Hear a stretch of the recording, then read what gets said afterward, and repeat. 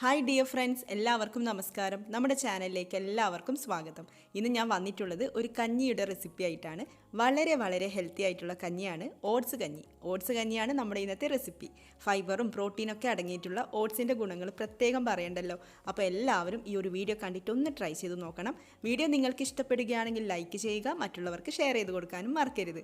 അപ്പോൾ നമുക്ക് നോക്കിയാലോ ഓട്സ് കഞ്ഞി എങ്ങനെയാണ് തയ്യാറാക്കുന്നത്. കുക്കറിലാണ് ഓട്സ് കഞ്ഞി തയ്യാറാക്കുന്നത്. 1/2 കപ്പ് ഓട്സ് കുക്കറിലേക്ക് ചേർത്ത് കൊടുക്കാം. പിന്നെ ഇത് റോസ്റ്റഡ് ഓട്സ് ഒന്നുമല്ല. കഞ്ഞി തയ്യാറാക്കാൻ വേണ്ടിയിട്ട് ഓട്സ് റോസ്റ്റ് ചെയ്തെടുക്കേണ്ട ആവശ്യമൊന്നുമില്ല. ഇനി ഇതിലേക്ക് കുറച്ച് കാര്യങ്ങൾ ചേർത്ത് കൊടുക്കാനുണ്ട്.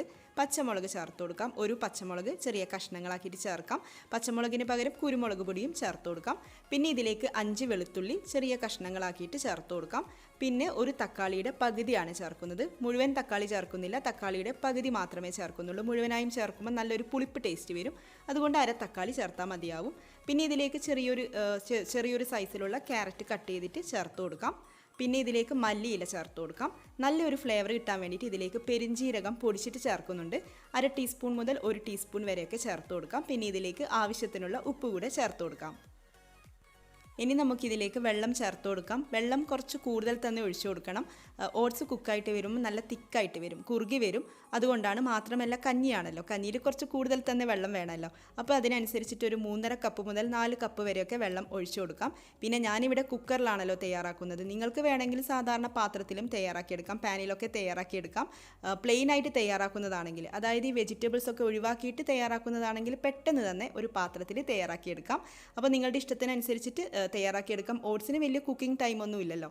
അപ്പോൾ വെജിറ്റബിൾസ് ഒക്കെ ചേർത്തിട്ടാണെങ്കിൽ ഇതുപോലെ കുക്കറിലാണെങ്കിൽ പെട്ടെന്ന് തന്നെ തയ്യാറായി കിട്ടും. അപ്പോൾ നമുക്കിനി ഫ്ലെയിം ഓൺ ചെയ്തിട്ട് കുക്കർ വെക്കാം. എന്നിട്ട് ഒരു 2 വിസിൽ വരുന്നത് വരെ വെയിറ്റ് ചെയ്യാം.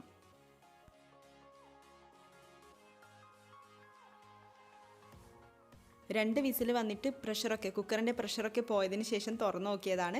ഓട്സ് ഇവിടെ നന്നായിട്ട് വെന്ത് വന്നിട്ടുണ്ട്. ഈ ഒരു പാകത്തിനാണ് വേണ്ടുന്നത്.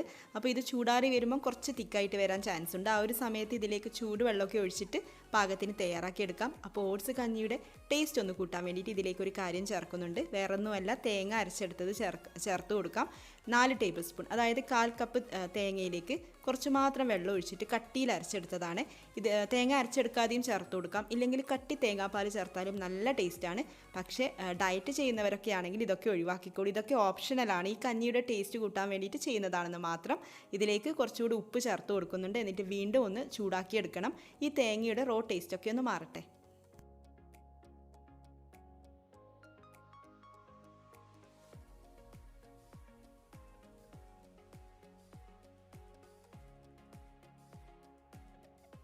തേങ്ങ ചേർത്തിട്ട് കഞ്ഞി ഇവിടെ തിളച്ചുകൊണ്ടിരിക്കുന്നുണ്ട്. ഈ ഒരു സമയം നമുക്കിതിലേക്ക് നെയ്യ് ഒഴിച്ചു കൊടുക്കാം.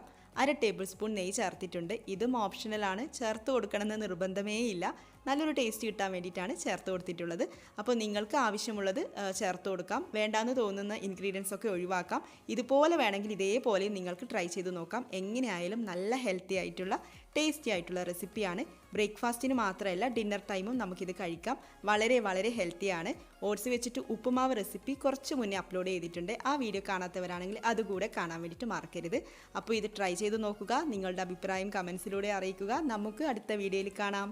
Thank you.